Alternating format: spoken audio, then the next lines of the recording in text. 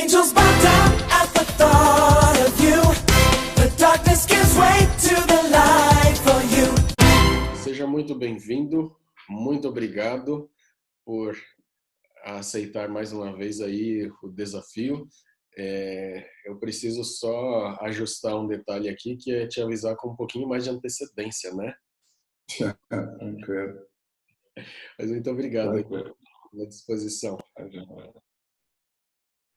O momento, Ok. fique à vontade. Tá joia. Obrigado, bom dia a todos. Para mim é um prazer poder estar aqui. Não chego o computador muito perto, não, senão eu não consigo ler a Bíblia aqui. Muito bem. Não sei quantos estavam na última vez que eu falei sobre uma parábola que está no livro de Mateus, no capítulo 20, que é a parábola dos trabalhadores na vinha. Se você tem a sua Bíblia e quiser acompanhar, abra lá. Eu não vou falar da parábola necessariamente de novo, mas quero ainda trabalhar dentro desse contexto. O contexto da parábola é o contexto de Mateus, capítulo 19, e a parábola está no capítulo 20. Mas o contexto da parábola é Mateus, capítulo 19, e mais precisamente a partir do verso 16. Então, a parábola foi contada dentro desse episódio aqui, que está em Mateus, capítulo 19, do verso 16, e nós lemos na outra vez o capítulo 20, do verso 1 até o 16. Então, abra sua Bíblia aí, nós vamos analisar um pouquinho esse contexto aqui. Quem estava da outra vez lembra que a ênfase da parábola é a graça de Deus, né? E como essa graça realmente é expressa de uma forma que a gente não consegue entender, né? E às vezes até nem consegue aceitar, principalmente quando diz respeito aos outros, né? Mas ela é necessária para todos, indiferente de quem seja, não importa. Se você é adventista há muitos anos, uma pessoa que nasceu na igreja e viveu na igreja fiel a Deus e procura fazer isso sempre, você também é alvo da graça. Citei alguns personagens aqui também, como, por exemplo, personagens que nós admiramos, como Daniel, como José, Paulo, todos eles também são alvos da graça e fazem questão de deixar isso claro, né? E se a motivação não é essa, tudo que nós fazemos, como diz a Bíblia, não passa de trapos de imundícia. Nossa justiça diante de Deus não é nada. E eu quero hoje frisar um pouco mais disso, lendo o episódio que deu origem à parábola. Vocês estão vendo aqui que no capítulo 19, a partir do verso 16, tem um episódio, que é o episódio do jovem rico, que é um momento em que ele se encontrou com Jesus, e depois de ter se encontrado com Jesus, ele saiu, foi embora, vocês já conhecem a história, né? E depois que ele saiu e se despediu, Jesus contou uma história. Mas pensem um pouquinho comigo, quando nós lemos essa parábola, parece uma coisa contraditória a atitude de Jesus. O que eu quero dizer com uma atitude contraditória? O barulho é minha mulher que está fazendo, tá? Sou eu não. Ela está batendo na porta aqui, mexendo, acabou mexendo nas panelas também, enfim. Mas a gente vai ter uma atitude de graça com ela também, né? Mas vamos lá. Então vejam só. Parece contraditório o fato de Jesus contar essa parábola depois de ter dispensado alguém tão promissor. Olha o que eu estou dizendo, né? Parece contraditório Jesus ter contado a parábola, uma parábola que fala de graça, de pessoas que recebem o mesmo salário, começando a trabalhar no último momento do dia, né? Quando ele poderia ter oferecido também, às vezes parece que não, a graça para esse jovem, que era tão promissor. Então vamos ler aqui o episódio novamente. Eu creio que você já leu, já conhece, mas vamos ler novamente. E nós vamos então tentar captar aqui o fato de Jesus aparentemente ter dispensado aquele jovem que era tão promissor. Verso 16 do capítulo 19. E diz assim: eis que alguém se aproximou de Jesus e lhe perguntou: Mestre, que farei de bom para herdar a vida eterna? Verso 17. Respondeu-lhe Jesus: por que você me pergunta sobre o que é bom? Há somente um que é bom. Se você quer entrar na vida, obedeça aos mandamentos. Quando nós lemos esse mesmo episódio, esse mesmo acontecimento em outros evangelhos, o evangelho de Lucas, você vai ver que tem algumas nuances, tem algumas mudanças. Então, vamos ler isso lá em Lucas também. Avance aí, Lucas. Nós vamos ler o capítulo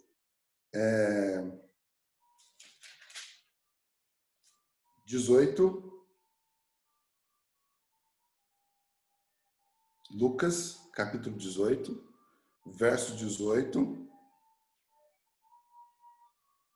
e 19. Olha o que diz. Certo homem importante lhe perguntou: bom mestre, que farei para herdar a vida eterna? E aí Jesus respondeu: por que você me chama bom? Respondeu Jesus: não há ninguém que seja bom, a não ser somente quem? Deus, né? Vocês notam aqui o seguinte: quando Jesus coloca aqui o fato de que Deus é o único bom e o fato do jovem ter chamado ele de bom, ele quer dizer o seguinte: se você está me chamando de bom, você tem que me considerar também como Deus. Olha que coisa interessante. Você está dizendo que eu sou bom, e se eu sou bom, eu sou também o quê? Deus. Por quê isso? Jesus disse: há somente um que é bom. E esse um é quem? É Deus. E isso é significativo nesse caso. Sabe por quê? Porque há uma teologia muito profunda aqui, se nós formos observar. Vocês sabem que há muitas pessoas que pensam que nós somos salvos na mesma condição de Jesus. Isso não é verdade. Nós não somos salvos na mesma condição de Jesus. Primeiro, porque Jesus não precisava de um Salvador. Jesus nunca precisou de um Salvador. Embora Jesus tenha sido afetado pelos nossos pecados, o que eu quero dizer com isso?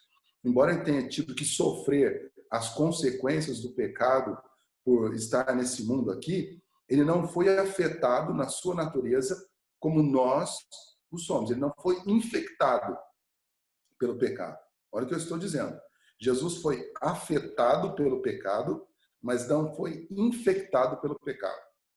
Então, quando o jovem se aproxima de Jesus e diz aquilo, e se ele entendesse a profundidade do que ele estava falando e daquilo que Jesus colocou para ele, ele tinha que entender o seguinte: Jesus era alguém de uma natureza diferente de todos os seres humanos. Jesus estava ali para resolver a situação.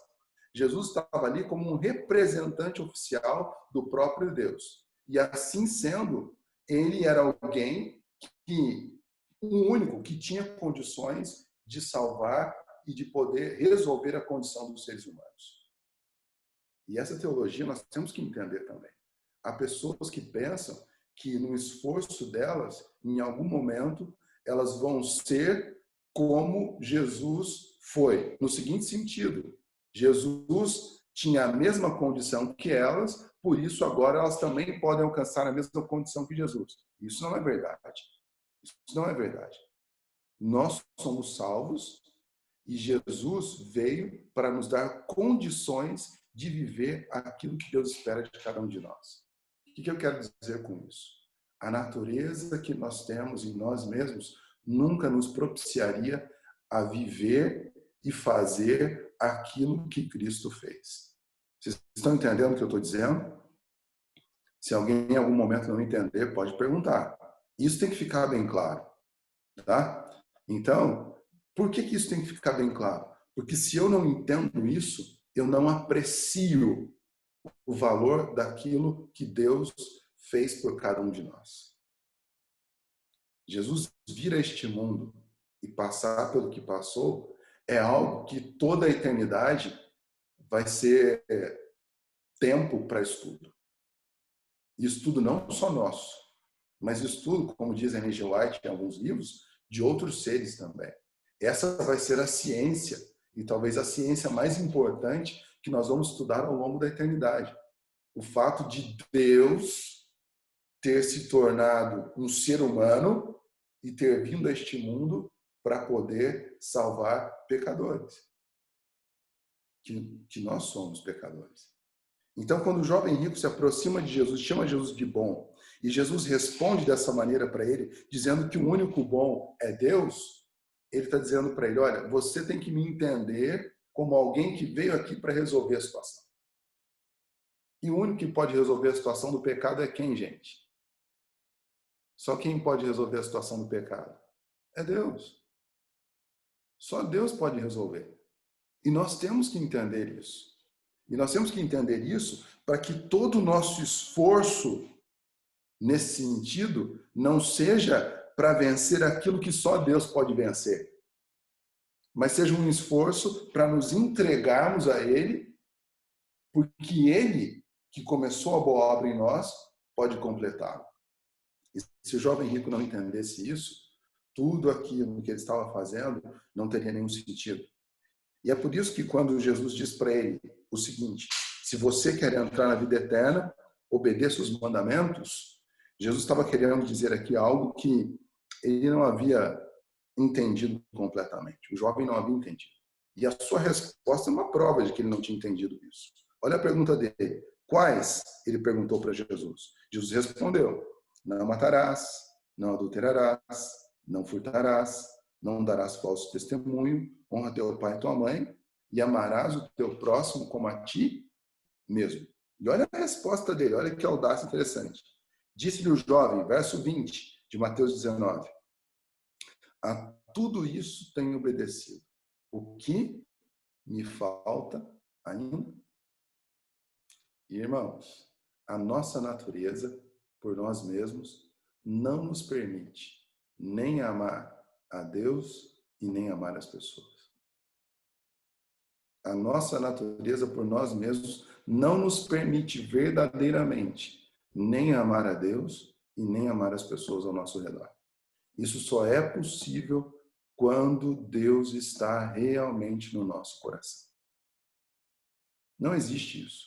Por nós mesmos, nós nunca vamos amar alguém. Vocês sabem que o contrário ao amor não é o ódio. A força contrária ao amor é o egoísmo. Aquilo que os que não acreditam em Deus dizem por aí, que é o instinto de sobrevivência. Então, nós temos que entender que, por natureza, nós somos egoístas. E nós podemos fazer coisas boas por motivos, essencialmente, o quê? Egoístas. Você deve conhecer gente que, na sua reputação, é impecável. Você olha a pessoa, e a pessoa talvez nem seja cristã, não seja nada. Você olha para ela, ela é uma pessoa que faz o bem para os outros, é um bom marido, é uma boa esposa, é um bom filho, é uma boa filha, enfim, não sei qual é o papel dessa pessoa, não sei qual é a condição dela, mas ela pode ser uma pessoa que na sua reputação, olha o que eu estou dizendo, pode ser impecável. Mas para Deus o que conta não é uma questão de reputação. Para Deus o que conta é aquilo que realmente nos motiva a fazer o que nós fazemos. E aqui eu retomo a parábola. É por isso que alguém que trabalha, entre aspas, 1 hora no fim do dia com a motivação correta, tem muito mais significado para Deus do que alguém que trabalhou 12 horas, suportou o calor, fez o que fez, deixou de fazer um monte de coisa, mas não tinha a motivação correta. Por isso que quando Jesus conta a parábola, ele termina a parábola dizendo que os últimos serão os primeiros, e os primeiros serão o quê? Os últimos. É porque para Deus não conta somente o que nós fazemos, mas a motivação que nós temos. E nós temos que entender que por nós mesmos Não vai existir uma motivação correta. Só existe motivação correta quando Deus passa a fazer parte da nossa vida. E é claro, na prática, como é que isso acontece? Primeiro, eu tenho que me reconhecer como pecador. E eu me reconhecendo como pecador, eu tenho que me lançar aos pés de Jesus. E aí sim, as coisas começam a ter sentido. Quando eu entendo que não é de mim, que não sou eu quem faço as coisas, que não parte de mim mesmo. E sabe, quando a gente olha a história e Jesus, e aquele jovem chama Jesus de bom, e ele não entendia que Jesus, e não compreendia Jesus como Deus, sabe o que ele estava querendo dizer? Que ele também era bom. Que ele também era bom. Por que ele estava dizendo que ele também era bom? Porque ele também guardava o quê? Os mandamentos. Então, se ele não entendia Jesus na condição de Deus, ele estava dizendo, você é bom, mas eu também o quê? Eu também sou bom. Eu também sou bom. Né? Então, ele estava dizendo o seguinte, eu também sou bom. Né? E para mim só está faltando o quê? Uma coisinha. E isso ele falou porque ele não entendia a natureza dele. Ele não entendia o coração dele. Ele tinha esquecido aquilo que o Antigo Testamento diz que enganoso é o coração humano. Como vocês podem fazer o bem se vocês foram ensinados a fazer o mal?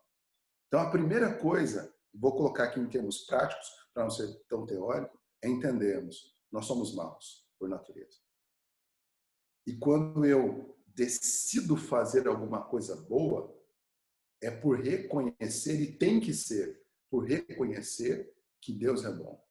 E mesmo sendo um Deus bom, ele me aceita, antes de tudo, na condição de pecador. E é claro, e aqui vai um ponto interessante, Deus nos aceita como nós somos, mas não nos deixa como somos. Ele nos transforma. Nós temos que permitir esse segundo passo. Né? Eu não quero aqui colocar uma graça barata, que dispensa tudo, agora Deus me aceitou, eu posso fazer o que eu quiser, eu estou salvo. Não estou dizendo isso. Eu estou dizendo que quando eu reconheço e aceito, eu entendo que todo o restante do processo, quem é que vai fazer também? É Deus quem vai fazer também. Não é porque eu sou bom. Não é porque eu sou o cara, não é porque não. Eu entendo, peraí, eu sou mau, Senhor. Mas se alguma coisa boa pode acontecer comigo, o Senhor vai realizar através de mim. O Senhor vai realizar na minha vida porque eu permito isso. Porque eu me rendo, porque eu me entrego. E até me deixe dar um outro exemplo aqui, uma coisa que eu nunca me esqueço, né? Que o pastor Mascarenhas, falecido pastor Mascarenhas, falava, dizia assim, ó, vontade de pecar não é pecado, mas também não é desculpa para o pecado. Olha o que eu estou dizendo. Vontade de pecar não é pecado, mas também não é desculpa para o pecado. Então não é o fato da gente ser mal que Deus nos dispensa, não. Mas também não é o fato de ser mal e dizer, não, eu sou mal, então eu vou. Não, isso não é desculpa. Então veja bem, primeiro, entendemos que nós não somos bons por natureza e que Deus é bom. Entendemos que a nossa motivação é o que conta. Nós entendemos que a motivação do que nós vamos fazer tem a ver com aquilo que Deus fez por nós primeiro. E aqui eu quero dar um conselho prático também. E até um tempo atrás eu descobri que isso tem um efeito somático. O que eu quero dizer com efeito somático? O nosso corpo muda quando o nosso cérebro muda quando isso acontece. Ellen G. White diz assim, far-nos-ia bem passar pelo menos quanto tempo? 1 hora por dia pensando em quem? Em Cristo. E meditando principalmente nas cenas finais da vida de quem? De Cristo. Há algum tempo atrás eu descobri que isso tem um efeito no nosso cérebro. Você sabe que quando você passa mais de 1 hora contemplando algo, o seu cérebro, as suas sinapses começam a mudar. É como se ali começasse a criar um caminho para você, da próxima vez que for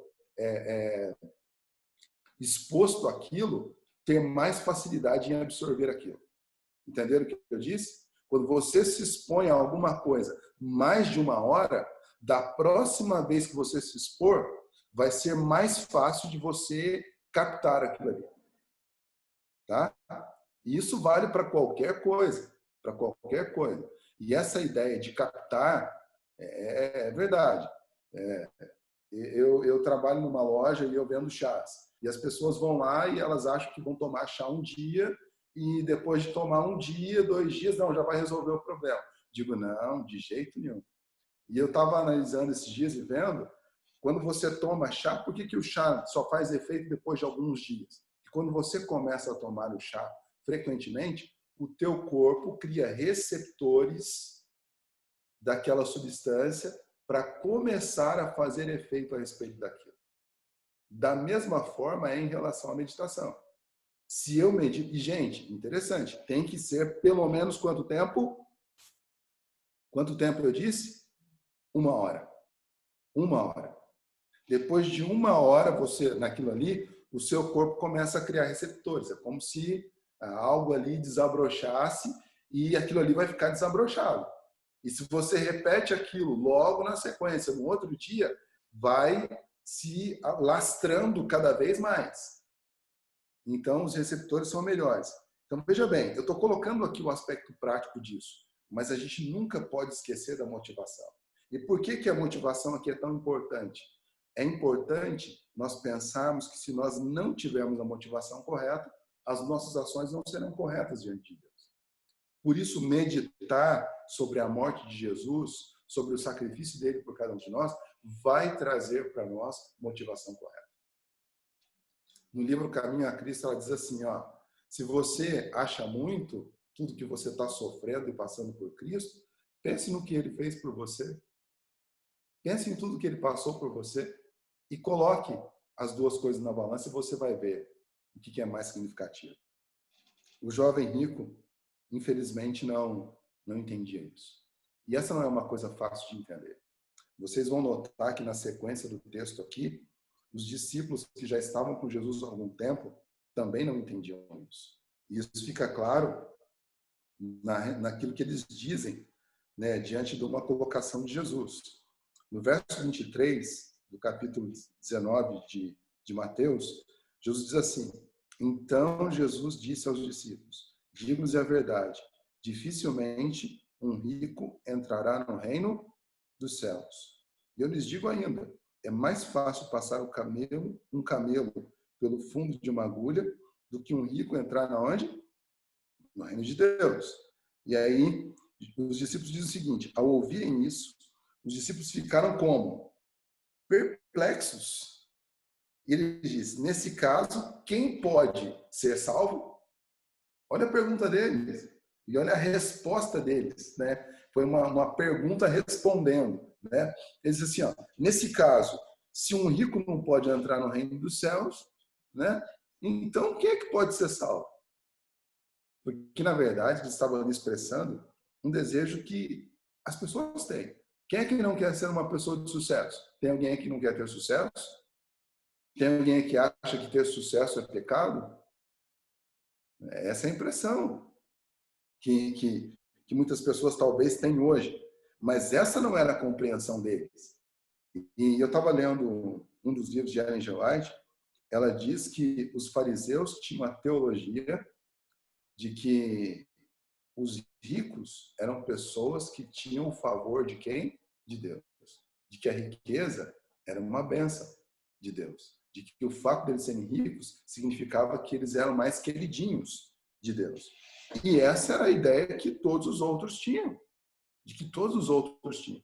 Né? Então, todos aqueles que talvez não tivessem a mesma condição, não tinham esse favor.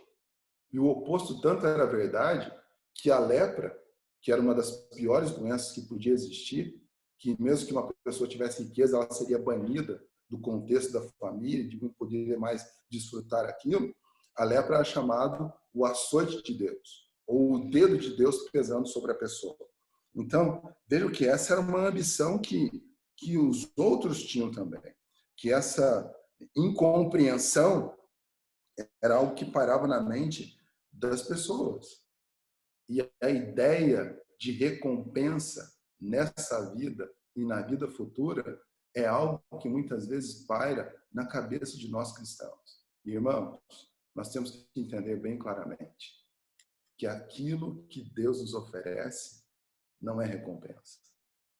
Não é recompensa. É graça. E só graça. Não é recompensa, porque na verdade nós não merecemos nada. Mas Deus é tão bondoso que na graça dele Ele nos oferece. Os discípulos disseram, nós deixamos tudo para te seguir, nós deixamos casas, nós deixamos nossos barcos, nós deixamos tudo para te seguir, né? E Jesus disse, olha, vocês já vão ganhar 100 vezes mais agora e ainda vão ganhar o quê? A vida eterna. Mas vejam que Jesus não joga aquilo que eles entendiam como uma recompensa para o futuro. Eles tinham que ter alegria já quando? No serviço. E eu faço uma pergunta para nós. Será que nós temos tido alegria no serviço de Deus? Isso revela motivos. Será que servir a Deus para mim tem sido uma alegria e um privilégio? E eu até coloquei isso na outra meditação que eu fiz, né? Que muitas vezes o nosso comportamento é como de irmão mais velho. Né? Há tantos anos que te sirvo e eu nunca ganhei um cabrito sequer para me alegrar com os meus amigos, para fazer uma festa, né? Ou, como diz, né? Eu nunca fui feliz te servindo. Então, é importante nós entendermos. Eu quero repetir aqui os conceitos. Primeiro deles, infelizmente, por natureza, nós somos maus. Nós não temos nada de bom em nós. Mas quando nós entendemos isso, nós podemos nos lançar aos pés de Deus e ao contemplarmos o amor que Deus tem por cada um de nós, nós podemos ser transformados. Ele diz que pela contemplação nós somos o quê? Transformados. E aí, então, nós vamos servir a Deus com alegria. Nós vamos servir a Deus com desprendimento, sabendo que esse é o maior privilégio que nós temos. Poder servir a Deus. Podemos viver para a honra e glória dele. E assim, em nós vai se criar a disposição de deixarmos tudo. E se preciso for, rendermos até a nossa própria vida, para que Deus seja honrado através de nós. Então, o meu desejo, a minha oração, é que nós possamos cada dia nos enxergarmos diante de Deus, nos contemplarmos diante de Deus. E dessa forma, então, nós vamos entender que a sua bondade pode nos transformar, pode nos infectar e assim fazer de nós novas criaturas para a honra e glória dele e para vivermos aqui como verdadeiros filhos e filhas de Deus, desfrutando desse privilégio que ele concede a cada um de nós. Esse é o meu desejo e a minha oração para cada um de nós.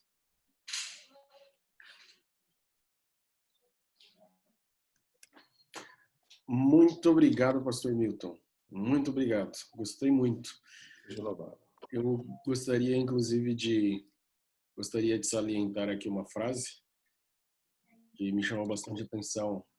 O contrário do amor não é ódio, é egoísmo. Que coisa interessante, né? A gente analisando dessa perspectiva,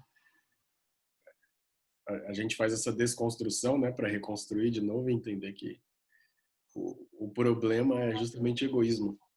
Na reflexão de ontem, eu falei um pouco sobre o fato de que a vida, o amadurecimento é justamente essa libertação, é a percepção de que eu não estou sozinho no mundo e eu não sou o centro das atenções. E eu não estou querendo fugir do conceito da graça, mas essa frase marcou bastante. Eu gostei muito dela. Obrigado.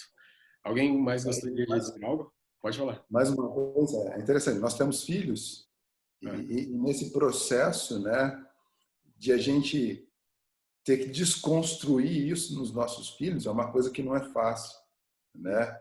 É só a graça de Deus mesmo, né? Porque não é fácil. Nós vamos crescendo ao longo da vida e querendo e achando que nós somos o centro das atenções. Isso é um egocentrismo que passa de egocentrismo para egoísmo de maneira muito sutil, né? Se a gente realmente não permite que Deus trabalhe e nos transforme, né?